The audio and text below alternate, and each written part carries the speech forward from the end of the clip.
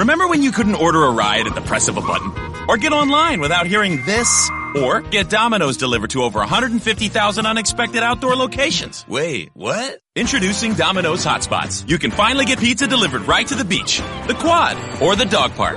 Not at home? Not a problem. Find a Domino's hotspot near you and get 2 medium 2-topping pizzas delivered for $5.99 each. 2-item minimum. Handmade pan pizzas will be extra. Ask for this limited time offer. Prices, participation, delivery area, and charges may vary. Restrictions apply. Visit Domino's.com for details on Domino's hotspots.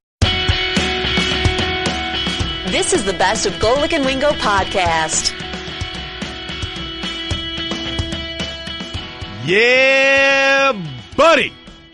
Good morning. Welcome into another edition of Golic and Wingo on ESPN Radio and ESPN2 for the first 2 hours of the program, henceforth, now, and forever. Glad you are with us on a Football Friday. Mike Golic Jr., Trey Wingo here. Fellas, we made it. We made it through another week. Another week into week 2. Yeah! The NFL starts last night. Whole lot going on, though. I mean, the baseball races are getting good coming down to the end. We got a big fight coming up this weekend as well. So while football is certainly the main course there's certainly a whole lot of things going around it. No doubt about that. Yeah, you can drink in the vapors of that sound, but we do have some good sides in this weekend. It's been a solid week of that overall, and we get to hopefully at some point today get to my favorite headline I heard that about came it. out of last night. We spent a lot of time on it first and last. I trust we'll do the right thing here. That's as a well. tease, Junior. You're good at your good job. one. Well done. And we'll get to all of that. Plus, I am here for as much trash talk between Jalen Ramsey and the Patriots as you want to give me. I want all of it. I'm going to swim in all of it. I do as well, but I just get a little tired of some of the lines that you hear. But Oh, yeah. it's fine. But I'm the toughest guy on the planet. I'm so tough. I'm not afraid of anybody. Blah blah blah blah. It's good Oh stuff. my God. And we got Seriously. all of that. That's spoken like me and you that are really not good at trash talk. It's exactly right. That's exactly right. We're in for all of that, but we have to get an update on the most important story. Yes, of the we week. do.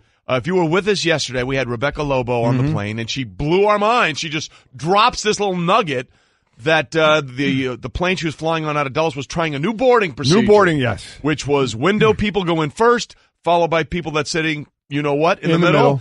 And then the aisle people, and we needed an update, and she said, well, it's hard to tell because the plane wasn't full. And the flight attendant wasn't aware that they were doing a new procedure. Rebecca said, how do you like the new boarding procedure, to which the flight attendant said, there's a new boarding procedure? But we have a witness. We have an eyewitness to this mind-blowing event. Our researcher, Riley, is back with us after doing some yeoman's work on the WNBA Finals. Riley, you were through the new process, the boarding procedure. We need to know, was it revolutionary? I got to seat 26A, window seat, in record time. Oh, so you Fell were a asleep window person. before we took off. I am. You were a window person. I am. So you were one of the first ones on. I was. So one of the things Rebecca said was it was not a full flight. So does that make it tougher to judge because it wasn't a full flight? Yeah, I think she has a point. There was luckily no one in the middle seat next to me, so I got to stretch the legs a little Another bit. win for Great you. flight home. Blessings. So that was the best. Was that the best boarding you've ever been a part of? By far. So you would do it again?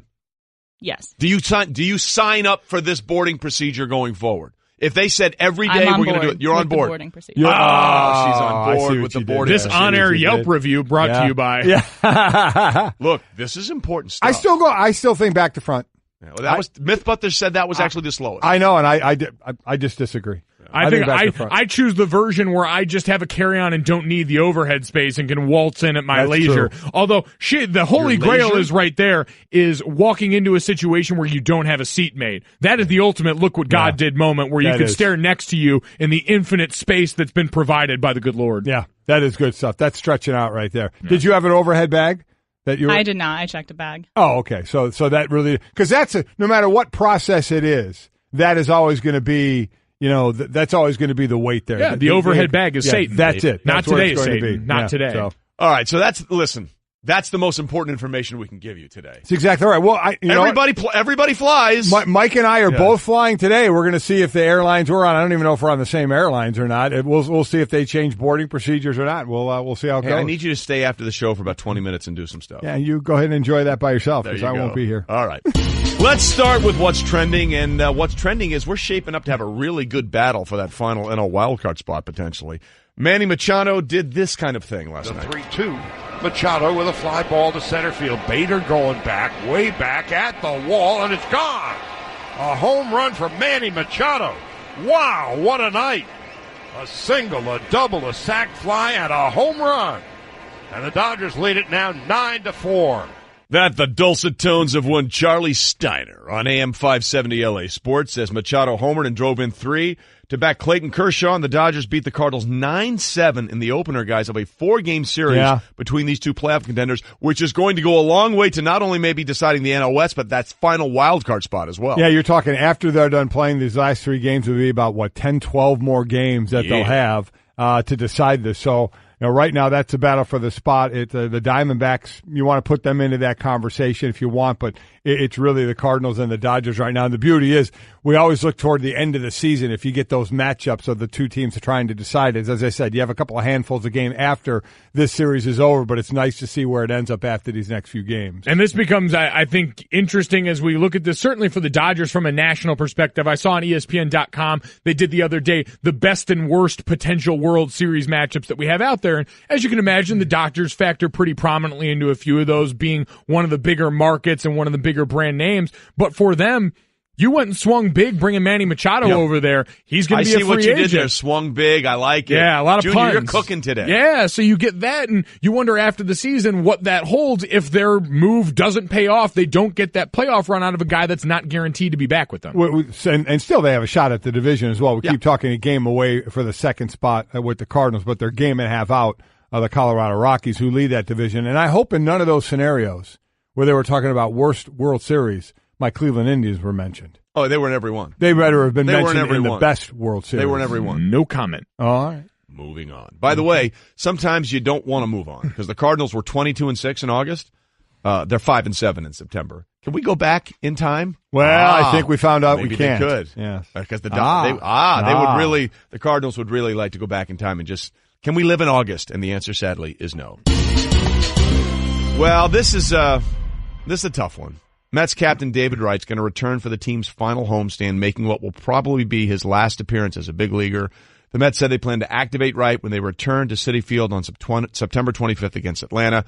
Wright is scheduled to start at third base on the second to last day of the season against Miami. This is one of those where you sit there and you look at the deal that was signed, in 2013, I think 8 years for $138 million. And you sit, and Mike, I heard you talking about it this morning. When you talk about deals that don't work, and you really, I agreed with you. You can't factor injury into that. If you make a deal and the guy just plays horribly, you can say, man, we screwed that one up. But if a guy's got all these injuries that and didn't have him going into it. Yes, I would say if you were a damaged difference. product and then signed to that deal, you could be looked at, a little, wait a minute. But he wasn't. He got all those injuries. The last game he played was, May of 2016. Right, crazy. Neck, back, shoulder injuries. If he said basically the doctor told him none of it's really going to get any better.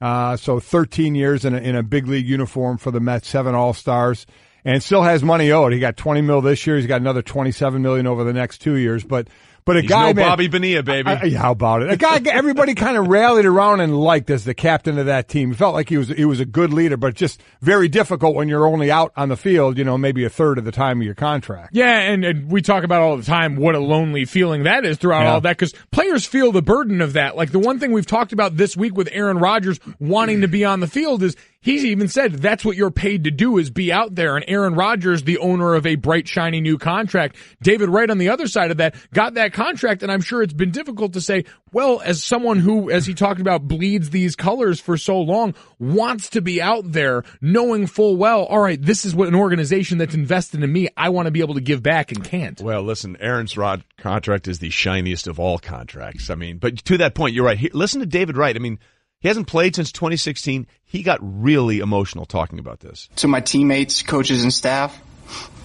it's truly been an honor of a lifetime to take the field with you and serve as your captain. Some of my closest friendships have formed in that clubhouse, and we'll certainly, be friends for life. That's the good stuff again, man. That's the good stuff right there. You sit there but you think about it. He signs that deal in 2013. The big deal, played 112 games that year, 134 games in 2014. just 38 in 2015 and just 37 in 2016. So, I mean, you had to be just like, wow, this big deal, and then injury cuts him down. Such a likable guy as well. It's a shame it ends this way, but like I said, it either ends for a professional athlete by nobody wanting you anymore, or you're too beat up, as in this case, too many injuries to go on. Yeah, and we wish David all the best. We look forward to seeing him one last time at Citi Field and that final homestand, as they said, against Atlanta.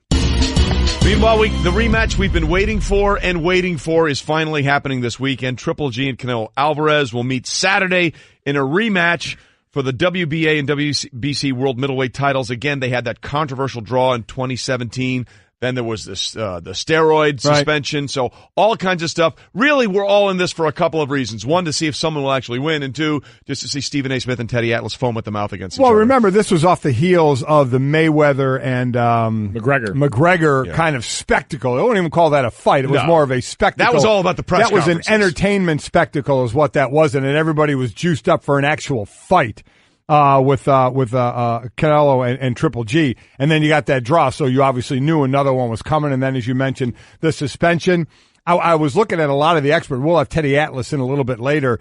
And it seemed to me a few more were going for Triple G. You look at Alvarez, the kind of the technician, the counterpuncher, but Triple G, all the thought process, and I'm really interested to hear from Teddy if he continuously tries to go to that body, that he'll eventually wear out Alvarez and win this fight. So we'll see. I mean, I'm all in. I'm definitely all in on this to see a good boxing match.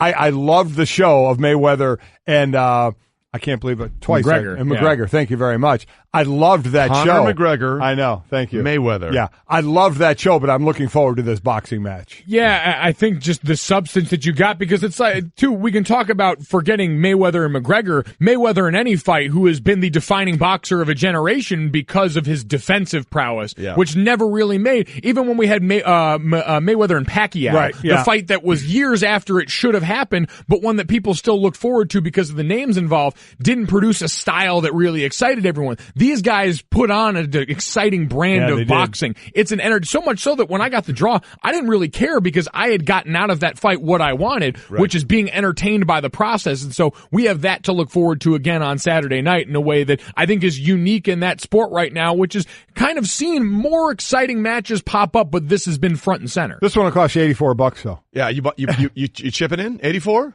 for this one? Chipping in with you guys? Listen. You guys got this one, all right? I'll be over. I'll bring a couple of snacks. You guys can foot the bill. We'll go 42-42. What do you think? We'll split it right down. That's about right. Yeah, that makes all the sense in the world. 42-42-0. Right on. 42-42 snacks. Yes, right, exactly. And we'll finish up what's trending with start week 2 of the NFL season. And ladies and gentlemen, are the Cincinnati Bengals for real? Listen. It was quite the aerial show, especially in the first half, as Andy Dalton was throwing touchdown passes to everybody. Dalton back to throw again, looking right. Now throws over the middle, caught at the 10-yard line. Boyd breaks through a tackle and takes it into the end zone. Andy Dalton's 4th touchdown pass of the first half, and the Bengals have restored a 3-touchdown lead. Listen, we don't have many parameters on this show. We don't have many foundations that we build on, but we build on this one. We are all for local radio. Oh, yeah. Play-by-play and then color homer guy. And nobody does that better than Dave Lapham. He's unreal. Been there forever. ESPN 1530 in Cincinnati. Yeah! Get in there. Go! You just did it, though. And for those who are watching on ESPN2, you saw it. You can physically hear the fist pump. Oh, absolutely. You don't need to see what he was putting on there to know that there was just wild fist pumpery going on. What a show that Cincinnati is putting on. You know, we both picked them yesterday. We did. In this one. And they just have more firepower on offense. In this one, A.J. Green gets 3 touchdowns by 13-minute mark of the second quarter. Right. He's got his 3rd touchdown, 4 touchdown passes for Dalton in the first half. But what's interesting is we keep trying to figure out that identity. Then with 1:22 left in the half, the next 5 possessions for the Bengals were punts. Yeah. All punts. So it's like, what is this team? Will that hurt them? Now we're thinking about them in that context of, will this hurt them against the better team? So where are we putting this team? A team that got rid of some age, brought in some youth, and they're certainly getting some production. Jesse Bates, a rookie, gets his first interception. Sam Hubbard, a rookie D-end out of Ohio State, gets his first sack. Playing for Michael Johnson, who got hurt. Joe Mixon is a young player. Obviously, Billy Price at center, who ended up getting hurt, though, and leaving this game. Didn't come back in this game. Mixon got hurt and did come back. So you like the youth, but they're getting a lot of success with this use. Andy Dalton, 6 touchdowns, 1 interception only this year. We know they have the firepower on this team, and can they do it consistently? Well, we talked too in the last few days a lot about coordinators in the NFL, and Bill Lazor was a guy that came over midway through last year, and you heard the offensive coordinator for Cincinnati. The offensive coordinator for the Bengals came over midway through last year. They talked about it on the broadcast last night. Didn't have the time and the ability in the middle of a season to implement a lot of the language of his offense, a lot of the specifics. And so now you've got a full offseason to lay the groundwork for that through OTAs, through minicamp, through training camp of the offense that he truly wants to run. And you saw that on display last night. It's a lot like some of the other modern NFL offenses that we're seeing, some spread elements, some run pass option elements that have trickled up from college football. And it's all given them the ability to go out and score 3 times, 4 times in the first half, in the first 15 minutes of gameplay. Yeah, the amazing thing was, I think that was the first time in Adriel Jeremiah, full name credit, by the way, when you get 3 touchdown passes and 3 touchdown catches in a game. I think that was the first time in his career that he'd had 2 touchdown catches in the first quarter. He has 3 in the first half, and let's just say after the game on SportsCenter, the Red Rifle, the Ginger Giant, Andy Dalton was all happy and all he could say about Adriel Jeremiah Green. Yeah, you just want to stay hot at that point. Keep giving him opportunities. AJ's so good, and the way that he's making plays, making guys miss after the catch, and so anytime you get a chance to get him the ball, we try to do that. And I feel like AJ's the best receiver in the league. He may not be the best receiver in the league, but obviously Andy Dalton has a lot of confidence in Adriel Jeremiah. And Confidence Theme brought to you by National Mortgage Lender Quicken Loans. Apply simply, understand fully, mortgage confidently. And that is something interesting because I think for a while we thought Julio Jones, AJ Green, Antonio Brown, all sort of there, right? Right. And then last year AJ took a little step back, and I think he sort of was left out of that discussion again. Yeah, he was. I think he's trying to say, guys, I'm still in that discussion. Look at me. I'm in the team picture of best receivers. At this point, I don't think many people are going to argue with the fact of that happening. Had the Andy Dalton PR team out there last night. He did the hit after the game, and he said he thinks A.J. Green is the best receiver in the NFL. That's how you literally just played that sound. Okay, good. Sorry, I was having an argument. There's a conversation. Those sounds are still echoing somewhere in here. This is what happens. If you want to go down the road of repeating. Listen, but this is what happens is you get the show within the show where all of a sudden I find out Dan Stanzik, our producer, has never had a Nerds rope before, and I'm aghast. So how am I? This is the conversation you guys are having. Stanzik, way to produce. Nice. Listen, that's why I had to make sure everyone knew it was his fault. That's much more interesting. Let me just say, the pettiest show in America. We own it. We own it. So again, to whatever point you were making, Junior, continue. Sorry, listen, but a Nerds rope, it is one of the greater candies out there. And for the fact that Dan Stanzik, an avid moviegoer, has never had a Nerds rope in his life, is shocking and appalling. In fairness, it all started with Fun Dip or Pixie sticks. So for a producer whose Can we go back to football? Here's the thing. Is that possible? For a producer, can we get back to the football? For a producer whose job it is to keep everybody on the straightened path of what we're talking about, you're having the side conversation with Mike as we're talking about football, about a nerd rope. I did have Trey do that confidence theme read, though. Okay. He did. Well, listen, we're trying to get on the straight and narrow, and Stanzik is putting us on the winding and wide. It's still the summer book, right? Yeah, we're through the summer book, all right? Guys, straighten up. Nerd rope discussion for the summer book. Football discussion for the fall book. And if you are a Bengals fan, ladies and gentlemen, I have good news for you. The Bengals have scored at least 34 points, or I think 34 exactly, in their first 2 games. Over the last 10 seasons, 4 teams have scored at least 34 points in their first 2 games, and 3 of those 4 went on to the Super Bowl. 75% chance. 75% chance that the Bengals will be dancing in Atlanta in Super Bowl 53. In all seriousness? Yeah. In this version of the AFC North, where we just saw the Steelers and the Browns tie in week 1? We don't know what the Steelers are, do we? No, we don't know. We have no idea. Well, and in this AFC that we talked about, much weaker looking conference on paper than its NFC counterpart coming into the season, there's at least room for someone to step forward and sort of grab the reins. And week 1, Texans didn't look all that great for how much we had hyped them up in the offseason. Andrew Luck, and really the AFC South is still kind of coming into the form. I'm willing to give the Titans some time because playing in the longest game in NFL's history against the Dolphins, not exactly the purest litmus test.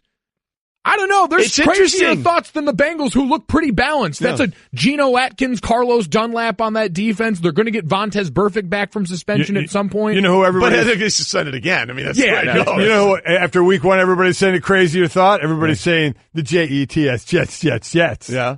Yeah. Well, they play in that division with that other team. Trey, by the way, very interested to see. I just want to point this out because the Bengals playing on Thursday night, so they could be forgotten in the wash. No. Keep them in mind for next week's top 5, brother man. Listen, again, when we get to next week's top 5, we have more than one game to maneuver with, so it'll be a larger sample. Other things will come into play. They beat your third-ranked team in this week's top 5. Handily, by the way. Yes. I mean, that was one of those games where it was closer Later, later. it wasn't close to score. This was they announced their presence with authority. They did. Just keeping them in mind. That's all I want to do. Golic and Wingo. And Wingo. Mm-hmm. Trey Wingo and Mike Golic Sr. By the way, I just had like an oil change on the fly at a stock car race, a NASCAR performance. My earpiece just fell off. Yeah. I don't know where it is. When I was walking around, it fell off, so I go to hear what's being played. You can't hear. There's a plastic tube in my ear. Doesn't really help much. So Stanzik came in like a good pit crew, got me a new one. Boom. Maybe we ought to go to the headphones, the earbuds like Mike has, and when he gets to report every day. It's amazing. Everybody's got something to say about the earbuds until bleep hits the fan, and all of a sudden, I'm the one over here hearing programming. So we're saying old school works out pretty well there, huh? With the old earbuds and headphones? Yeah. Well, I mean, don't get it twisted. In my spare time, my earbuds are wireless because I'm not a peasant. But all right. Wait, how many buds do you have, actually? More than one? You probably No, I have these, and I have a pair of the wireless. The same thing, the white wireless earbuds. I was looking at you because you collect all the shoes. I thought you might have like in gold, in red. No, I don't got it like that. I am truly I say that in jest. I am a headphone peasant. Like I bought these are the ones that came with my phone when I originally bought it in 1942. Yes. So hey guys, can we get back to the football, please? Oh, yes, Stanzik. Wow. Mr. Nerds Rope himself, Steve DeClaire, saving himself from himself. Hurry up and get into this conversation so we can have a private one with my son about candy. We were actually discussing in the hallway what color American cheese you prefer, white or orange. And it's obviously white. No, it's obviously yellow. Golic and Wingo on ESPN Radio and ESPN2, presented by Progressive Insurance. All phone guests join us on the Shell Pennzoil Performance Line. It is time for Straight Talk, brought to you by Straight Talk Wireless, best phones, best networks, no contracts. And the Straight Talk is, what color American... No, we're not going to do that. We're not going to do the cheese battle, maybe later, because we've got other people talking cheese, which we are really excited about. It is a rematch of the AFC Championship game from a year ago, week 2 of the NFL's regular season, except this time the party is in Jacksonville. As the Jags, coming off that week 1 win, welcome in the New England Patriots, also coming off a week 1 win over the Houston Texans. Now, Jalen Ramsey, the, for lack of a better term, loquacious Jacksonville cornerback, has had himself quite an offseason. Yes, he has. Which, in an article in GQ, he basically ranked every quarterback by his metrics. Most of them were trash. Yes, they were. And then he also went in on Rob Gronkowski, the Patriots' outstanding tight end, and basically said, yeah, he's good, but he's not really good when he's matched up with a corner as opposed to when he's matched up with a linebacker. So Jalen was asked about that as he prepares to meet Gronk on the field. He good. He good now. We ain't going to get it twisted. He's good, but, you saying this to me, is it supposed to, bring fear to me or something? Like, all right, then. I don't fear no man, period. So he going to have to come out there and line up on me or however it goes. I mean, he got to play us this year, so.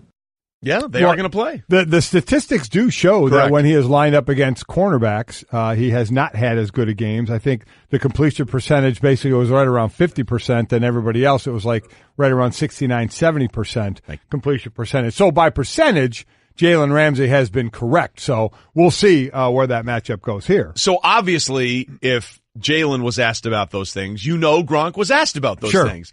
And people can think that Gronk is a big, dumb animal. He really isn't. No, He's I agree. actually much smarter than people want to give him credit for. Just get him at the beginning of the night, not at the end of the night. Correct. Yeah. And this is Gronk being asked about that stat and whether or not he is better against linebackers than he is against cornerbacks. And Gronk refused to take the bait in a way that only Gronk could. Jalen's criticism seems to be lost. Maybe, I don't know. Was that your struggle against corners? Do you have a preference to go against corners versus linebackers? Is that something you think about? I like going versus D linemen. I mean, not in the blocking game, but when they drop in the passing game. Oh, it's an awesome answer. Beautiful. It's beautiful. Gotta love I'm not that. taking the bait, basically, is what he said. And I'll do it with a ha-ha where you go, oh, Gronk, you're so funny. Yeah, he does. Oh, he does it with the subtlety of a sledgehammer. He goes, sometimes it motivates you, sometimes it doesn't. Oh, speaking of that. For sure. I mean, there's always motivation you're looking for. I mean, it does and it doesn't. You think it's like... So, it's tricky right there. Doesn't give you the answer you're looking for. That was a trick question. You're trying to get me to say something, right? All right. But it does and it doesn't. You know what I mean? I do. Yeah.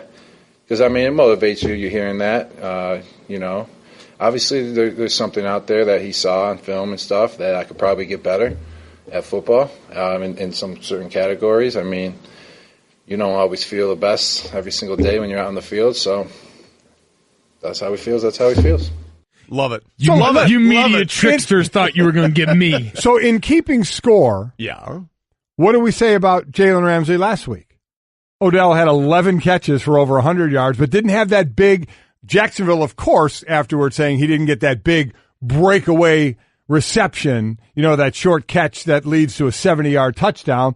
But he did have 11 for over 100, and Eli missed on a couple that could have been bigger. So if you were to give Jalen, you win or lose that matchup against Odell, what would you say? Yeah, I mean, it's imperfect, too, because not all of those were against Jalen. So. Agreed, but all we talked about was that matchup. Here's what I would say to that. I would say that if he didn't bust the game and break open the game, that's a win. That's a win for the bottom line is Jacksonville got the win. Yeah, so. and Odell didn't wreck the game. Right. Odell didn't wreck the game. Odell also, oddly enough, when when we talked about everyone that Jalen Ramsey ran down the list of, Odell was not mentioned in that list, and Jalen Ramsey was also very quiet in the week leading up to it.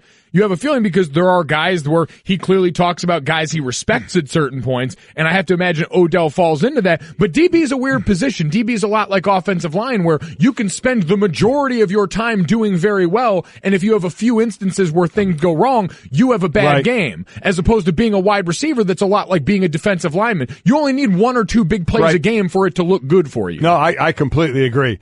I'm not going to lie. I can't do without the I fear no man thing. That one is. Hey, I fear no man. I mean, okay, that I want to is be clear about I that. fear I no fear man. no man. I fear man, woman, dog. I know. I just love that one. I fear spiders, though. I fear snakes. Nobody. Yeah, I do fear snakes. Fear no man. Thank you, Jay. Okay. You saw that. Were you here when we did the snake video yesterday? Falling out of the ceiling? No, hard pass on that one. Yeah. Hard pass Burn on the that house one. down. Yeah, house for sale in Brisbane, Australia. Start from scratch. But going into this matchup this weekend. Yeah. Looking at these two teams, because we talked about the week 1 wins they got, and for the Jaguars, they beat a Giants team that we're all kind of unsure of, but bad matchup for the Giants, certainly up front of the offensive line. And the Patriots beat a Houston team that we remember the Houston Patriots game from last year was not nearly what we got, and the Patriots still didn't get a huge win in that one. So going into this week, who do you think we learn more about coming out of this matchup? Is it New England or is it Jacksonville? Well, I think we know what New England's going to be, right? So I think we'll learn more about Jacksonville. I mean, that's the way I look at it. I think there's a known commodity in the Patriots. Really? Because I think the known commodity in the Patriots is Tom Brady. I think we learned about the rest of the weapons on offense and a defense that's not a Matt Patricia outfit anymore. No. Like, I think it's worth noticing what we're going to see develop on that side of the ball. Here's what I think. I think we know from New England that Tom Brady leads this team, and you don't know how it's going to get led. You don't know who the main receiver is going to be. They may run the ball 10 straight times or 15 straight times. Yeah. You don't know where that's going to go. And with Jacksonville, we know they don't want to put the game on Blake Bortles. They didn't last week. Yeah. One first down wins the game on a 3rd and 6 dive play. Golic. I tell you what, a great sports night last night. Yeah. No doubt about it. And Wingo. What a day, what a show, what a time. 1, 2, 3, 4. When it comes to hiring, you don't have time to waste. You need help getting to your short list of qualified candidates fast. That's why you need Indeed.com. Post a job in minutes, set up screener questions, then zero in on qualified candidates using an intuitive online dashboard. And when you need to hire fast, accelerate your results with sponsored jobs. New users can try for free at Indeed.com/podcast. That's Indeed.com/podcast. Terms, conditions, and quality standards apply. Support for the Golic and Wingo Show podcast comes from our friends at Rocket Mortgage by Quicken Loans. Let's talk about buying homes for a minute. Because of rising interest rates, there's a lot of unpredictability when it comes to buying a home these days. It's causing a whole lot of anxiety with folks. Well, our friends at Quicken Loans are doing something about it. They're calling it the power buying process, and here's how it works. Quicken Loans will verify your income, assets, and credit in less than 24 hours to give you a verified approval. This gives you the strength of a cash buyer. Then, once you're verified, you qualify for their all-new exclusive Rate Shield approval. First, they lock your rate for up to 90 days while you shop. Now, here's the best part. If rates go up, your rate stays the same. But if rates go down, your rate also drops. You win either way. It's the kind of thinking you'd expect from America's largest mortgage lender. To get started, go to rocketmortgage.com/Golic. Rate Shield approval only valid on certain 30-year purchase transactions. Additional conditions or exclusions may apply. Based on Quicken Loans data in comparison to public data record. Equal housing lender. Licensed in all 50 states. NMLSconsumeraccess.org number 3030. Glad you're with us on a Friday morning. Golic and Wingo, ESPN Radio and ESPN2. We are presented by Progressive Insurance. All phone guests join us on the Shell Pennzoil Performance Line. Mike Golic Jr., Trey Wingo here with you. Okay, have you noticed this phenomenon that's happening behind the glass recently? What's that? Well, somehow they've got a challenge flag in there from an NFL game, and they just continue to throw that flag around inside the booth all the time at each other. So what, guys, somebody speak up. What's the genesis Cliff, Bubble of Boy, it? Stanzik, Allie, why are we throwing around the flag? Why is there a flag? What's going on in there? What's going on? People give me flags and I throw them. I have no idea why. So there's no real reason. You just have a toy and you're just playing with it. Yeah. All right, good concentration on the show. Well done. Yeah. Honestly, I accept that. Listen, you guys, I embrace that. You guys have a millennial staff on here. Like, I have often said that on this show, I identify much more with the people behind the glass than you guys, just because of the age gap here. Mm-hmm. It creates an interesting dynamic for us to talk about. It does. But I also can understand, like, if you're just given something like that, you've got to throw and play with it. We're a generation that was force-fed sugar in a lot of different forms. We're a little messed up because of it. Think about pixie sticks. Fidget spinners. You guys fidget spinners, I just found my fidget spinner the other day. What a treat that was. What?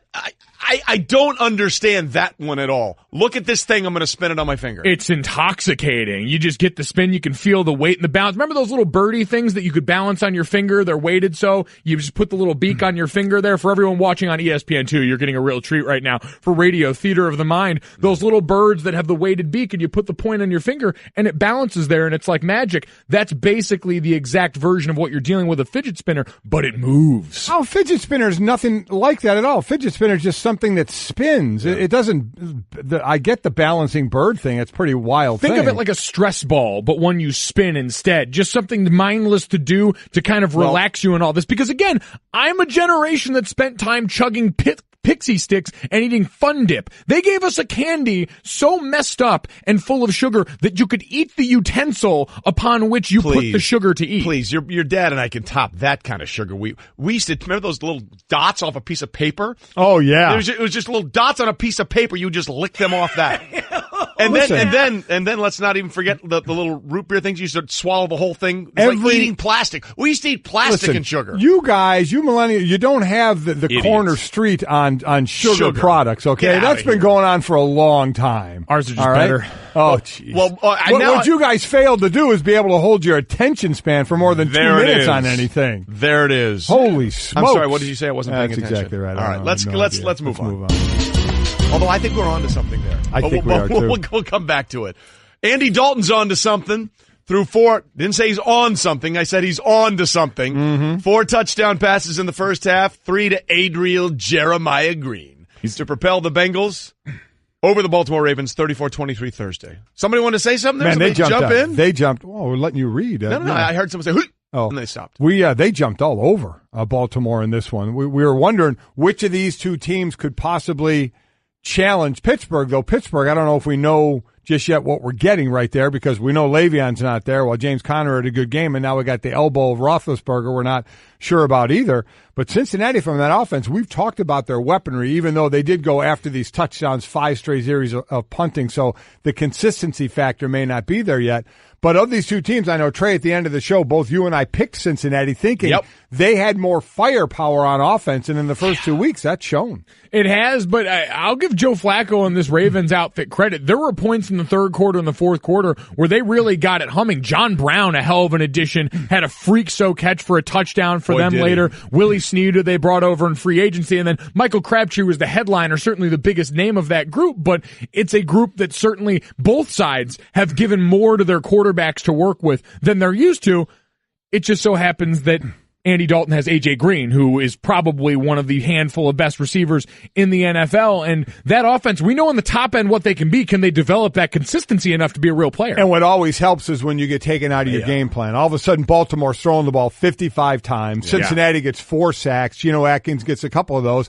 And that's what happens. It's a O-lineman's worst fear and a D-lineman's best dream is when you know you got to throw the ball, it's just pin your ears back as a D-line and get after it. And as an O-line, all you have to do is pass block all night, which isn't the most fun thing in the world. But it's also that difficulty in getting yourself out of that mindset. Once you have that big lead, and they talked about it with Andy after, the most difficult thing to do sometimes is to play with a lead because your natural tendency is to relax. Right. So all of a sudden, you've relaxed with that 3-4 touchdown lead, and then they get back into it, and you have to go, oh, okay, we've got to wake up and do things the way we were early on. Yeah, I'm not giving up on Baltimore, but one thing that has to get fixed, they've had no running game so far through the first 2 weeks. I mean, Alex Collins, I think, had less than 20 yards or 25 yards in week 1. He was 9 of 35 in week 2. So they have, for all the things we've seen out of Flacco and his ability to make plays with these new wide receivers, there's been no consistency in the running game through 2 weeks of the Baltimore Ravens, and that's something they've got to address. By the way, Andy Dalton is only the third player to throw 4 touchdowns and a half against the Ravens, joining the likes of Peyton Manning and Ben Roethlisberger. Dalton had never thrown 4 touchdowns in his first 18 career starts in prime time. Listen, we have known Andy Dalton has had some pretty good seasons at time. What's the hang-up? Not only with Dalton, but with this whole team. It's all the postseason. Playoffs. It's all the postseason. Yeah. We'll see what happens going forward. Well, again, we talked about this a little earlier. Nick Young probably regrets doing this because now he's going to get asked about it by not showing up. He called out Gilbert Arenas, Agent Zero, the former NBA player, to compete in a shooting contest. So Arenas said, sure. He showed up in a gym bag with a pair of shoes and a duffel bag with $100K in cash. Young didn't show up. So Gilbert waited around for a while and said, boom, made 95 of 100 threes. 95 of 100 and said, no, where you at? Where you at, Nick? How do you call somebody out like that and then don't even show up? I mean, Nick Young is going to get roasted big time for this one in this, in his peer group. Oh, yeah. Without question in his peer. We always talk about, boy, how's that going to play in the locker room? This with your whole peer group. Wait a minute. You challenged some dude. He showed up. You didn't even show up. Not only did he show up with a bag of money, and you didn't show up. He might have been afraid of what else Gilbert Arenas might have had in the bag. Yeah, that's true, too. But then don't open your mouth and make the bet. You know what I mean? Yeah. Oh, or challenge anybody. That is putting your money where your mouth is gets talked about often. To do it that demonstratively, $100,000 I don't even know how you would collect $100,000 cash. Like, do you have it buried in your backyard? As we said, if you're walking into a gym with $100,000 in a duffel bag, was that the first time you've done it? No. Remember, you're taking it out of the wall somewhere. Yeah, Pac-Man Jones once showed up to a strip club in Vegas with a garbage bag, I think, full of $1 million, and just started throwing things around. $1 million? Yeah, I think he spent $1 million that weekend. He spent $1 million that weekend. I was going to say $1 million at a strip club is a bit. Also, that had to be a strong garbage bag. $1 million in cash. There's actually video of that somewhere. I remember seeing the video. I remember seeing it as well, but $1 million with that. But that weekend, that's a weekend. So that led us to led us to our question on Golic and Wingo. What are you most confident in that you would put $100K in a duffel bag? What will you put your money where your mouth is? And mine is simply on this. I am a pheasant plucker. I pluck mother pheasants. I'm the most pleasant mother pheasant plucker that ever plucked a mother pheasant. Boom! It's unbelievable. Yeah, it scares me every time you say that rhyme that you don't say it wrong. It's a little tongue twister. You got to be confident. So you would now. You've done it probably half a dozen times on this show. If you walked in with a bag of $100,000 of your own money, you set it on that table, would you have confidence you could do it? Yes. That you would lose that $100,000 if you didn't? Yeah. In any setting? Yeah. Like I just did it on the air. I mean, but I'm talking I'm talking with a crowd, like halftime of the Super Bowl or at someone famous's funeral.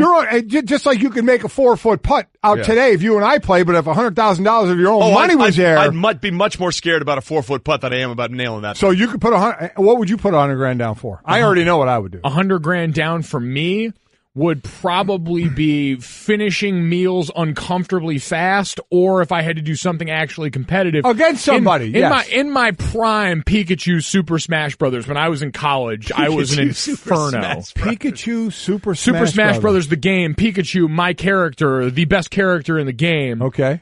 All right. Run it back with anyone who wanted it in my heyday. Okay. All right. What about you? Real quick, like a Stanzik suddenly wants to produce the show. Whatever.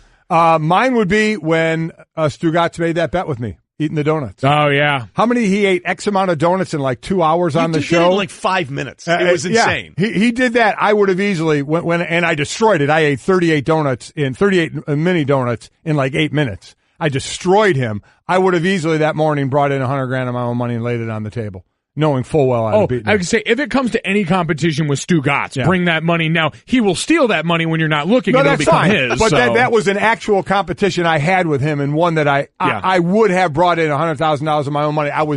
This is about confidence. Just as Gilbert Arenas was that confident, I was that confident that I could eat more donuts than Stugatz. And I'm that confident that Stanzik is like, please, mother of God, let's move this on. The man who's talking about nerd Fun neck ropes with Mike when we're talking football. Please. All right, so you know what? Let's get back to talking football with the 5-point stance. This is 5-Point Stance on Golic and Wingo. All right, here we go. 5-point stance about week 2 of the National Football League, and let's start here. Tom Brady, 8-0 in his career against the Jaguars, including playoffs. His most wins without a loss versus a single opponent. He's thrown 19 touchdown passes and 2 interceptions, both in one game, in those 8 games. This week will be Brady's 3rd game at Jacksonville. What are we expecting? Man, I am such a fan of this Jacksonville defense. Me too. They do have him at home as well.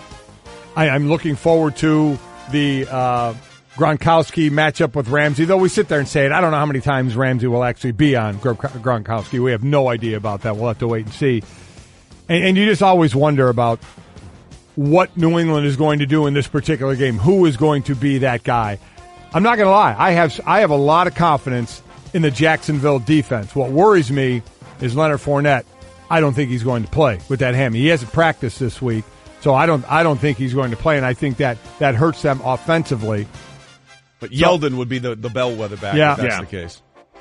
It's tough for me to go against New England in this one, even though I love the Jacksonville. The Jacksonville offense doesn't do enough for me. Yeah, worth noting, too, for the New England offense, Rex Burkhead was limited yesterday. I think he's still in the concussion protocol. Well, they'll find another bat. That's what they do. They'll find another guy. Oh, no, I guess I'm saying they're starting to lose out on guys to find because Sony Michel's also been limited with that knee even since the preseason. So you couple that... I'm going to pick New England in this one for the same reason. I think Blake Bortles is too limited to have that success, especially early on. Now, we saw the way Blake Bortles developed down the stretch last season and had a month of December that I was all kind of questioning some things. But I think it's going to take a while to get back to that point, especially with the new faces on this offense. Listen, here's the biggest thing, if you want to be honest about this rematch, if you want to call it that, from the AFC Championship game. Leonard Fournette may not be on the field. Rob Gronkowski is going to be on the field. Remember that hit from Barry Church? Right. By the way, it was not a dirty hit. There was nothing he could do. Gronk came down and landed on his helmet, basically. I mean, that's what happens when you're a dancing bear. You play above everybody. If Gronk is on the field, I with all due respect to Jalen Ramsey and all that kind of stuff, he's a difference maker. And if he's on the field, and really the staple of their offense in Jacksonville isn't, that's going to be a problem for Jacksonville. And for New England's defense on that side, as we continue to look for things to bust open this Jaguars offense, Adrian Claiborne, who they brought over this offseason from Atlanta, was a guy that already popped off the screen a bit in their first game. What a great note by Riley. Did you see this? She said the line for New England-Jacksonville is currently a pick'em. That means Tom Brady's streak of 51 straight games as a favorite in jeopardy here. And we'll get into that more with Brian Vegas of VegasInsiders.com talking about that one. Team Riley, she's not just updating us on boarding procedures. No, she is not. She brings a lot more to the table. By the way, 5-point stance brought to you by Geico. 15 minutes could save you 15% or more on car insurance. Visit us at geico.com or call 1-800-947-AUTO, AUTO. Well, second part of our 5-point stance, Sam Darnold looking for an encore performance in Week 2 after throwing for 2 touchdowns in Week 1, Monday night against the Lions. Since the AFL-NFL merger of 1970, the only rookie quarterback to throw multiple touchdown passes in each of his first 2 games of a season, Marcus Mariota in 2015. And going against Miami here, Miami played, the longest game known to mankind against Tennessee with those couple of delays there. This isn't the most, difficult defense in the world. The Jets certainly riding off that high. And I know everybody's anointing Sam. I particularly am going to wait for a little while. He certainly looks good in the pocket, but I don't see why, Mike, he can't continue and this offense can't continue to have success this week against his Miami defense. Well, and I look more on the other side. Can the Jets defense be the sure commodity while a young quarterback grows? Because over the years when we've talked about quarterbacks coming into their prominence, it's been Ben Roethlisberger, Tom Brady coming into situations where they inherit a great defense and they're allowed to grow into being the focal point of an offense. Can this Jets coaching staff on offense continue to give him a chance, create game plans that allow him to take reasonable shots like we saw last week, but then have a defense led by Jamal Adams and company who goes out there and can dominate in stretches, especially against the Dolphins offense that's still trying to find itself. This is the first time they've had Ryan Tannehill healthy in what feels like forever, so Adam Gase in this offense working out the kinks. Yeah, with all due respect to Sam Darnold and the things he did, the thing that stood out to me on that Monday night game was that Jets defense. New Jack City, even though that was a new phenomenon for Brian Griese. That to me was what stood out, and that's what I'm most curious about, seeing if they can do that again in Week 2. That is an odd stat, though, that only Marcus Mariota has thrown for multiple touchdown passes in his first 2 games of his career. You just wouldn't think that would be the case with all these great rookie quarterbacks we've seen come on, especially in the last few years. Russell Wilson thrown into that mix as well. RG3, the first 2 years of his first 2 games of his season, and when he was Rookie of the Year, set the world on fire. Really, really bizarre. We continue. The Chiefs are taking on the Steelers in Pittsburgh. Kansas City 1-4, including playoffs against the Steelers under Andy Reid. This would be since 2013. That is their worst record against any of the 17 teams they've faced multiple times, including playoffs over that time frame. It's even worse in Pittsburgh. The Chiefs have not won since 1986, lost 6 straight. Now, take that for what it is. That's more of an odd, quirky schedule because none of these guys were playing back in 1986. That's just one of those statistical things that sort of stands out for no real reason whatsoever. But the fact that Andy Reid somehow has not found a way to beat Pittsburgh with any regularity since 2013 is a little more noteworthy. Yeah, it definitely is. The thing I look for in this game is the pass rush of the Pittsburgh Steelers and that defensive line against the O-line for Kansas City, and just where that is going to take. They had 7 sacks. 7 sacks against Cleveland. Now, that Cleveland O-line, I know, had been struggling. Kansas City line, I think, is better than the Cleveland line. But 7 sacks, they get pressure. Young quarterback in Mahomes, I know, has the big arm, and he moves very, very well. So not only the pressure on him, but can you keep him in the pocket? The dude can get rid of the ball. I get it. Can flick it and get it downfield.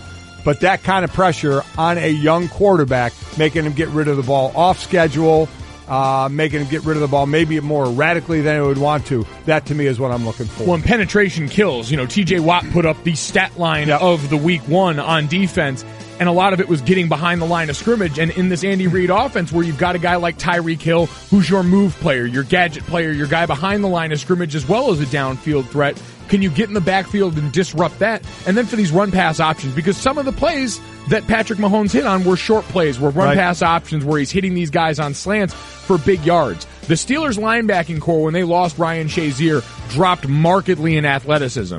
And you rely on a lot on your linebackers in those instances to get in those passing windows. So can TJ Watt and that D-line help make up for some of that, getting their hands up in those? If you can't get to the quarterback, you know this as well as anyone. If you can't get there, get up and try and make sure that you can affect the throwing lanes. I didn't get there a lot, but I blocked a few. Listen, that's the thing. If you realize you're not getting there, you might as well wait and read the quarterback's eyes and try and jump up and get it done. TJ's brother JJ does that about as well as anyone, if not better, in the league. Without question. And I'm really curious to see what we're going to get from Pittsburgh. With Ben Roethlisberger, I think he's going to play. There's always a little drama around Ben. He thinks he's going to play.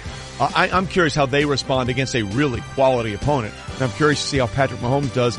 Granted, he won last year on the road in Denver, final game of the regular season. This is a different dynamic now going forward. You can beat this Kansas City Chiefs defense up in the middle, too. That's the other thing. That's where Pittsburgh wants to. All right, let's get one more in here. My goodness, that was aggressive. The Vikings have won 4 of their last 5 meetings with the Packers and are looking to win 3 straight against them for the first time since 08-09. In between those runs, the Vikings went 1-10-1, including playoffs against Green Bay. This will be Kirk Cousins' first career game at Lambeau Field, and we don't know if it will be Aaron Rodgers' second game this season at Lambeau Field yet. No, we do not. I'm leaning toward I don't think he's going to play. Hasn't practiced yet. Not like he can't still step in and get the job done. I don't think anybody doubts that. But a knee sprain, I think it's something, if it is just a grade 1 or up to, in the area of a grade 1 to grade 2, that's still a couple of weeks of soreness. If it's a grade 2, it's going to be more of definite soreness and lack of moving around. And this Minnesota defense is stifling. From the pressure they could put on the quarterback, Harrison Smith had a monster game last week. He's all over the place as the safety there. So I just have way more faith right now in this Minnesota defense. I know Aaron Rodgers can be the cure-all, but I'm not a huge fan of their running game yet by any stretch of the imagination. So I give a big plus to the Minnesota defense in this one. Twice? Yeah, twice. Yeah, no, twice. Hit me with that. I misfired. Double-dipped it. Yeah, it's heinous. Yeah. If Minnesota should absolutely win this game, if Aaron Rodgers isn't playing, write it off completely. The areas that I look for if you're Green Bay, because up front I think Green Bay is actually pretty interesting. Muhammad Wilkerson, you combine him with what they've got in Mike Daniels, and you've got a group Daniel. With Minnesota's offensive line too, how dinged up that group's been susceptible, but I still think too many weapons for Minnesota. They get this done.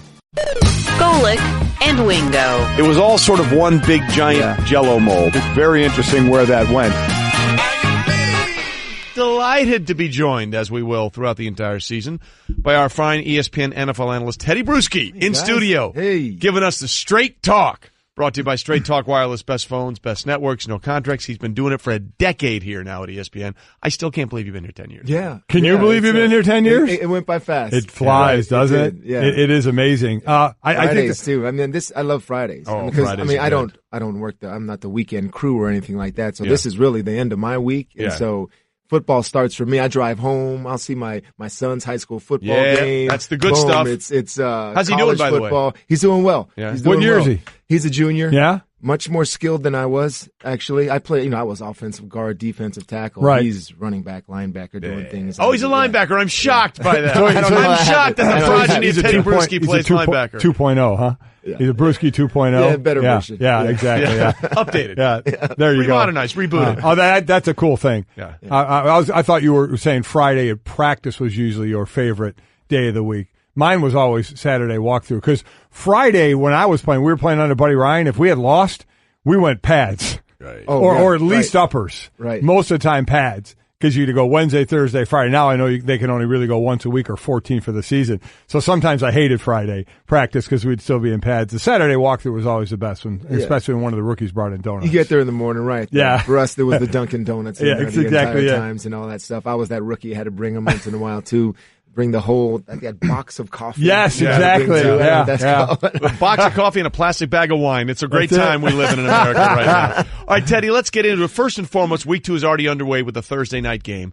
The Bengals, for the first time in franchise history, have scored 30 points in each of their first 2 games. What do we make of what we think of Cincinnati so far? Well, I know how. I mean, I think I heard Drake Kirkpatrick saying that they're special to be 2.2-0 and things like that. But pump the brakes.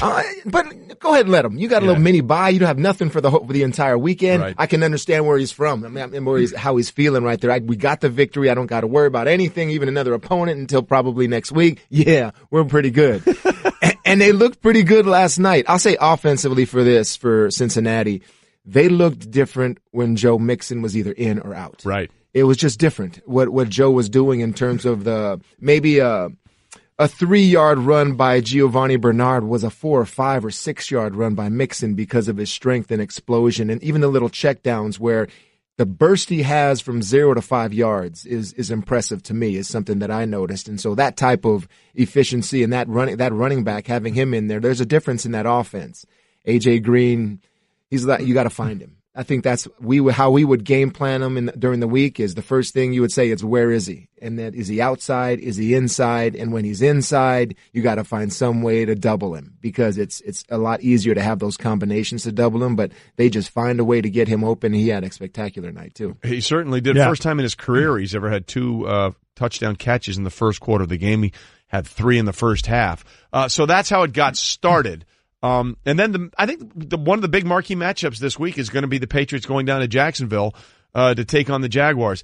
Look, obviously there's a huge advantage of quarterback with Tom Brady over Blake Bortles, but how much does it help that listen, Gronk is going to be there. Remember, he missed most of the AFC Championship game after that concussion right? when he sort of fell on Barry Church's helmet coming out of the sky making that catch.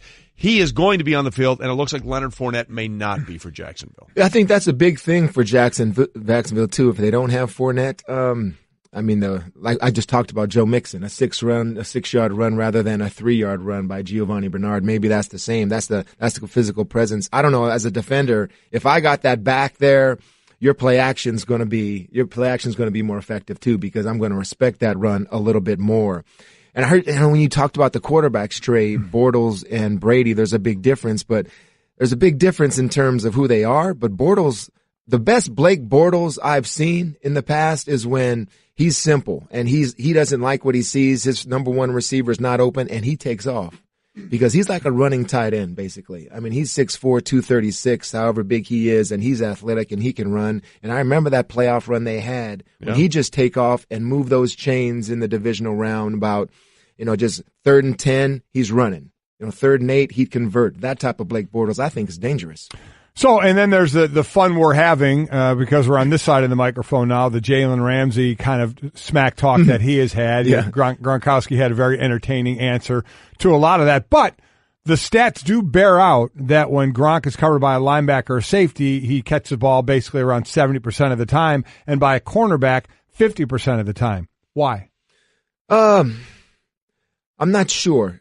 Maybe it's just the quarterback, too. When he sees that corner matchup, I mean, the placement of the ball, he's a little bit more careful. I'm not sure. Those numbers, depending on who were the cornerbacks. Again, how much you want to buy into numbers, but that is a pretty big difference in disparity of a percentage against a cornerback. You're probably going to have tighter coverage if it is a linebacker or a safety, I'll tell you that. Because, I mean, if Jalen's on him, he's got that length that a lot of defenders don't have, that it's always going to turn into a jump ball situation. And it's out of you and Gronkowski. So, I mean, that's where they would have success. I don't anticipate Jalen on him on an every down basis, but it's going to happen. You're right. And I respect the trash talk. I mean, they'll suppress it in New England locker rooms until Sunday. And when they get between the lines, I mean, I think it was before the AFC Championship game last year when Brady even sort of looked him up and said a few things to him. I mean, he's done that in the past few times. He does that all the time. Oh, yeah. Every time, even with us in practice. I mean, it was trash talking. It's just you get in front of a mic, you try to have that. You don't want to give them any bulletin board material. I understand that. But I listen to Jalen Ramsey and I see Ty Law, the way he talked when the great cornerback that played for us, who was, I mean, we put him on Jerry Rice, Michael Irvin, and it didn't matter. And Ty would say whatever he wanted to say at times. So you almost disregard the corner with the big mouth on your defense because you almost got to have it. Exactly. Listen, that's a position where you better have a lot of confidence and a short memory. So it probably works to his advantage.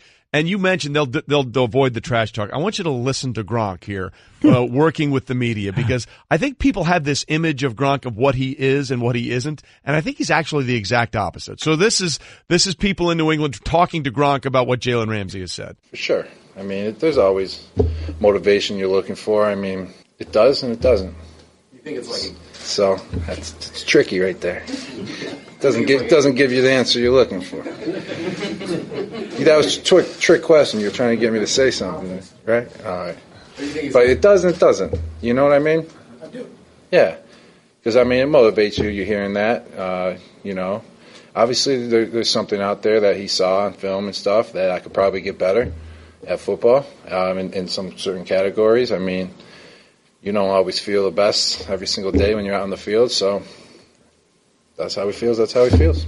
I mean, I think people have this image of Gronk as this like sort of created in a lab idiot that just goes out there, me play football, me meathead. He's actually a lot smarter than people give him credit for. Yeah, especially football smart, and he's learned how to deal with those things well. But I could sense the irritation in terms of saying maybe he sees something on film that I can improve at, and sure, I mean that all that irritation comes out on Sunday. Oh, it really does. And I remember Gronkowski throwing some Indianapolis Colt defender into a camera. When they started talking some trash on Sunday night game, he threw him out of the club. Absolutely. Yeah. Out of the club. No T-shirts in here, buddy. Just threw them out the club. Absolutely. So it boils. Yeah. It boils. And that's the way Bill likes it, because he'll build it up himself in terms of read you some quotes on Wednesday, talk to you about handling the media Wednesday, Thursday, Friday, Saturday, night before the game. Maybe he'll just let it all out and then tell you what he really feels. He's done that before, and then you go to bed ready to play. So along that line, and as you said, I completely agree. It's not like wherever Gronk goes, Jalen Ramsey is going to go. He's going to be matched up on him some, but I don't think a majority of the game. But they will be matched up some. So through all this, and you said it does get irritating, but in front of the microphone, you want to play it off. So when that matchup happens in the game, obviously Tom sees it, Gronk sees it. Do then you try and get it to him then? Do you try and let him win that battle? Or does Tom still say, I'm still going where the best coverage is going to be? Do you let it get that personal where you try to attack that and try and win that battle? Do you ever try to prove the point? Yes. Prove the point through the week. And yes, you do.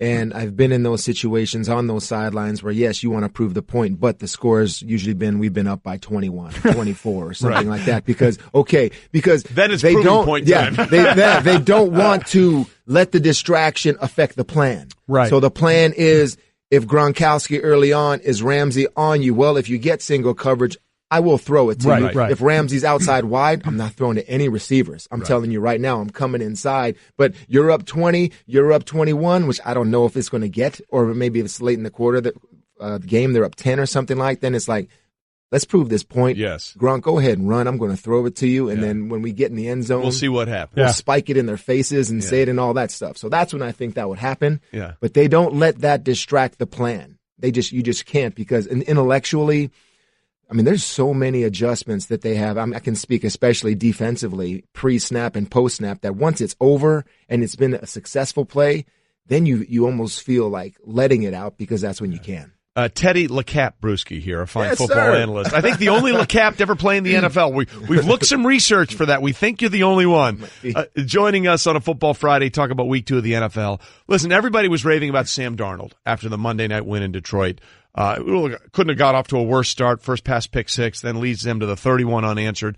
But really, to me, Teddy, as I watched that game against Detroit, what impressed me most was that defense of the Jets. Now, I don't know how much of that was the Lions and how much of that were these young guns on defense, but I'm telling you, if I'm a Jets fan right now, I feel more comfortable on what I'm expecting out of that defense than I do out of Sam Darnold. And how about a great game out of the linebacker, Darren Lee? Oh, he was fantastic. I know he had a couple backer tracker this week? Possible. There you go. Possible. I like that. No. But can't do it to a Jet. Okay, he's been improving and actually struggling as a young linebacker as I've watched him, but that might have been his best game as a pro. He was the best guy in the field, in terms of an overall game. I'm even taking away those big plays. So to have, you always want the young up and coming teams. When it was Carolina, it was Cam and it was Luke Kuechly. You almost had it in Oakland if they would have kept Khalil Mack and then also Derek Carr, things like that. But if Darnold and Lee, those type of players, step up for that Jet team, I mean, defensively, I loved watching that young linebacker in the game he had. It was great for that entire organization. Well, let's go to the other side of that, and the amount of points the Jets put up against Detroit, now led by Matt Patricia, a guy you certainly know. Right. Patricia, before he was a D coordinator, he was actually on the offensive side of the ball in New England for a bit, and then a linebackers coach. I know, obviously. Yeah, he was my coach. As well, was your coach, so that's why I say you know him well. What was going on there, do you believe? I mean, his first, a defensive-minded coach giving up that many points, his first time as a head coach. There is a funny thing that happened this week was that I was, of course, thinking about how they got blown out and how they could possibly do that. And then my son came up to me and said, do you remember last year's Week 1 versus New England and what Kansas City did to them? Yeah. And how it was like, what's going on? The wheels are falling off, and they had free runners and Kareem Hunt breaks through and all of that stuff, but they ended up settling down. And it was almost the same thing in terms of does it take a young defense to grasp everything that complex defense is trying to teach? I think it does. I think it does absolutely. So September being an extension of the preseason probably for Matt Patricia and that young defense. I know Pasqualoni is defensive coordinator. Maybe they need to get on, the same page, and maybe Patricia needs to have a little more input. I don't know the input sort of percentages there, but Kansas City last year, very similar to what happened to Detroit, and then they ended up writing. That is interesting. And as far as the input there, I remember when Buddy Ryan was our coach and Jeff Fisher was the D coordinator, but Buddy Ryan was still running the defense, and Jeff was kind of learning underneath him a little bit. So that's a good point of where is that responsibility between D coordinator and head coach, who is a defensive-minded coach. Yeah, and I just laugh at it. It's the NFL, and Lions fans get emotional and Motor City Kitties. They're already calling themselves already after week one. It's a hard thing to go in and not only try to teach a culture change of hopefully winning not only to a team but to a fan base also, that 1 week really isn't going to tell your season. It's 16 one-week seasons. That's what everybody needs to understand. Tedy Bruschi is with us, and you guys understood that better than anyone. And you can understand maybe what's going on in Oakland better than anyone, because people might forget before 2003, you guys released Lawyer Malloy, safety, one of the leaders on that defense. I was very upset. You were very. That was the most. That was the most I've ever seen players upset at Bill in a Patriot tenure. You got smoked that first game, 31-0 in Buffalo, and then obviously things went on to work well because you did go on to win the Super Bowl that year. But how dangerous? I don't know. Dangerous. How cautious do they have to be in Oakland? Because they couldn't get any pressure on Jared Goff and the Rams after trading away Khalil Mack. They get outscored 23-0 in the second half. And now, Teddy, they go on the road to Denver. As long as Case Keenum isn't throwing 3 picks in a game, I think Denver's going to be a really tough out for a lot of people, especially at home.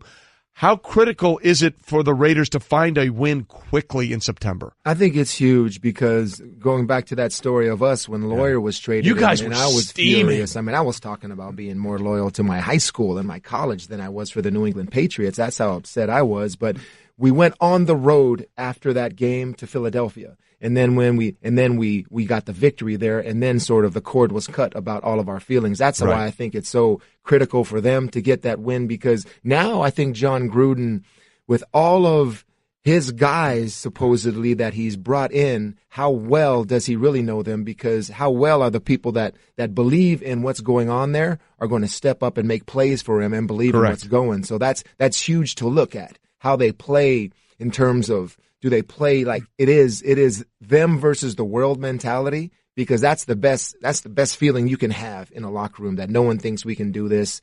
People think we're against our head coach, but winning a game and then him showing my way does work, it's crucial for him to do that very soon. They can't go 0-3 or 1-4. They can't do that, or it's going to be a real problem. The highest rated game this week is going to be, without question, Giants at Dallas, for sure. So the 0-2 team out of this, how much trouble are we looking at for that team? I don't want to say. I know it's going to depend on how they play. So I don't want to say it's catastrophic to start 0-2. I mean, a lot of teams have had success. I mean, you're going to take a lot of mental toughness to get that. Man, I really think those Cowboys need this win. I mean, if they were to go 0-2, home game, and also, I don't know, I think Jason Garrett as a head coach, I just don't know how good he'd be to rally in the troops. And I think that's what would need to happen if you're 0-2.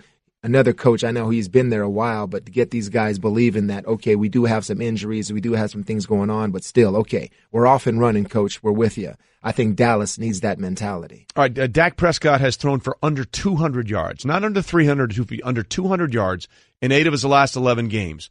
Obviously, it was a problem. They generated almost no offense week 1 at Carolina. How much of that do you blame on a Dak? How much do you blame on a lack of playmaking wide receivers, or that running game, that offensive line not being what it was 2 years ago? I want to focus specifically on the run game and realizing, Ezekiel Elliott is just the player you just have to lean on constantly, because I think Dak's a better quarterback that way. I just don't think, if you're trying to figure out who you have with Dak and great. He had a great rookie year, and now we think we're onto something, and now I think he's a guy that we can throw 30, 40 times a game. That's not who he is. I just don't think he's that type of quarterback. He's a solid quarterback that can win you a lot of football games if you do it the right way, but I mean, if you think he's going to be that Drew Brees, that next Drew Brees, Aaron Rodgers, Tom Brady, I mean, your real weapon is the offensive line, Ezekiel Elliott, and you got to play off that constantly. Yeah, the numbers back that up. The Cowboys are 12-2, winning at an 857 clip when Dak has fewer than 30 pass attempts in his starts over the last 2 seasons. They are 10-8 when he has 30 attempts or more in that start. He feels more comfortable. Yeah. He just feels more comfortable because you can feel as a defender. And I know you're not going to throw it 40-plus times or over 35 times. I have a different mentality in terms of against the run game. I mean, I have to honor it more. If I don't honor it, I'm deeper in my stance as a linebacker. I'm helping on the slot receiver because I just don't respect you, and I think that it's just in you not to go away from it. So Dak can feel that also. So he's got to have that run game. Right move or wrong move? Buffalo Bills going with the rookie Josh Allen. It's the right move. I mean, finally, you hope that Nathan Peterman could have botched this more time than a half for the kid, but that's about all. I mean, it's time. You got to look at your team and just step away from it emotionally and try to think, I got to keep my team believing that I'm going to do what's best for the team, and I got to take this kid out because the conclusion and the book can probably be closed based on what your team has seen Peterman do in regular season action. 2 halves, one this year, one last year. I understand in the preseason. I saw him too. I'm like, hey, all right. He deserved the start in the opening week, no doubt about it. Yeah. Hopefully he could have bought Allen maybe 2-3 games a time. Unfortunately, it was barely 3 quarters. Yeah. But that's the way it is. You got to go with the kid. All right, Teddy, most importantly, as we always know, you show up every day, you're trying to win what? Championships. Why they keep taking away your championships on NFL Live Tape Off? Why they keep stealing them from you? Every week, Teddy puts together these amazing tapes. He wins the popular vote, and by some arbitrary panel or judge, they take it away and give it to somebody else. I don't know. With Schefter, maybe it's some type of reward system that Woodson has with him. I mean, I even tried telling Schefter I'm reading his book. So it's like, hey, maybe I can get a vote or two here, buddy. Come on. I'm just saying, good try. You're out here winning championships, and they are taking them away from you, and that's not right. It's okay. It's not right. Okay. If you like baloney, you'll like today's tape. I'm all in on it. Well, we're big on baloney on this show. Right. Trust me. I'm truly not going to feel too bad for Teddy. The guy's had a little bit of success. So he's managed to win. Yeah, I'm just saying. It's an addiction. It's an addiction. Yeah. He's addicted to winning. He's all about championships. Golic and Wingo. Let's not expect too much. There's only one person out there that's expecting way too much out of this guy too early. We know who that is. It's his father.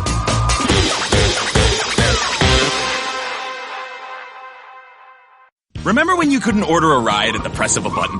Or get online without hearing this? Or get Domino's delivered to over 150,000 unexpected outdoor locations? Wait, what? Introducing Domino's Hotspots. You can finally get pizza delivered right to the beach, the quad, or the dog park. Not at home? Not a problem. Find a Domino's hotspot near you and get 2 medium 2-topping pizzas delivered for $5.99 each. 2-item minimum. Handmade pan pizzas will be extra asked for this limited time offer. Prices, participation, delivery area, and charges may vary. Restrictions apply. Visit Domino's.com for details on Domino's Hotspots. Teddy Atlas, our ESPN boxing analyst. Teddy, there's been a few fights over the last couple of years that have been more hype than anything else, but this one is a really, really good fight. How much are you looking forward to seeing Canelo and Triple G back in the ring? Well, enough to get up at 6 a.m. to talk to you guys. So that's pretty good. and I like you guys very much, so that's part of it too.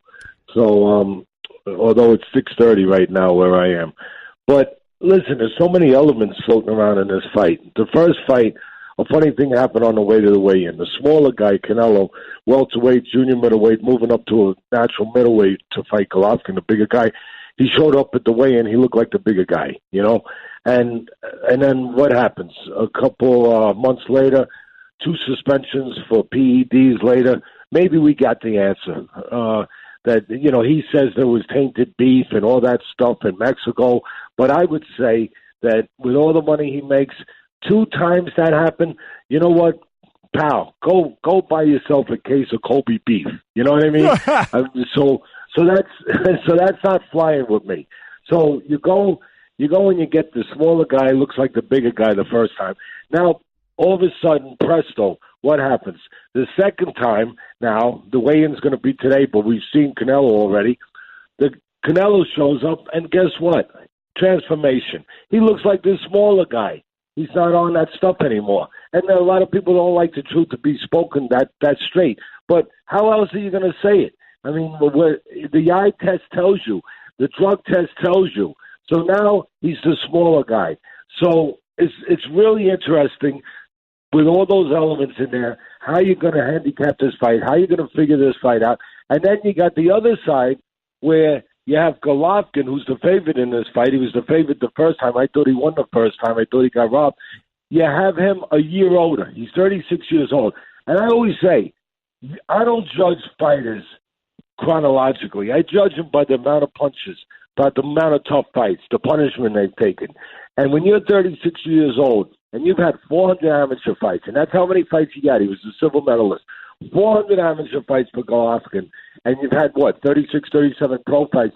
The age starts to show. And I thought he was slipping already.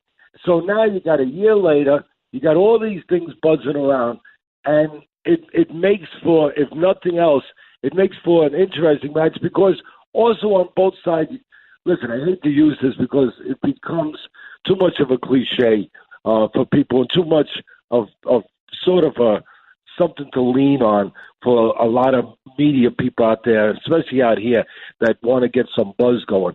But in this case, there's a little bit of truth to it. You have extra motivation for both guys. And you don't need, and the reason why I say I don't like to use that, it's a lot of bullcrap sometimes, is because, hey, you don't need, Mike didn't need any more motivation going out on a football field. He knew what that meant. He understood what was involved. He understood his career could end that day. He understood what he was doing it for and how many years he was doing it and how many high school proms or whatever else he gave up while he was at football practice. Well, these football players, these boxers, they understand the same damn thing. So they don't really need extra motivation. When you're getting into a ring with a guy and you could get out of the ring with less of yourself than you went in the ring, you don't really need extra motivation. But on that side of it, you have Golovkin, who got robbed the first time, and finds out that he's fighting a guy who's on PEDs. And then most people think that he's the guy who's got the extra motivation. You know what I think? I think Canelo's the guy because he comes from a place that grows legends in the Mexican fighters. They become legends, those guys. They have some of the greatest fight fans in the world. Now, they have two sports. They have soccer and they have boxing. And they really love, they adore their fighters, the Oliveras, the Sanchez's, the Chavez's, the Moraleses, the Barreras, all those guys. Those are legends. But they're legends for a reason. They did it the right way. These are hard-working people, just like we have in our country. These are hard-working people that go out there and they put their money. They don't make a lot of money. They put it down to back these guys, and they make these guys their heroes, and they don't like them to be tainted. They want them to be real. They want them to be honest. They want them to be the fighters that they back. And you know what? He's not right now. A lot of the Mexican fans don't feel that way about him. I've talked to a lot of them. They say, no, we don't like him so much. They're going to be out there. There's going to be plenty of them out there. There's going to be plenty that are the way I just finished telling you. And now it's a chance for him to get redemption with those fans. That's something that's real.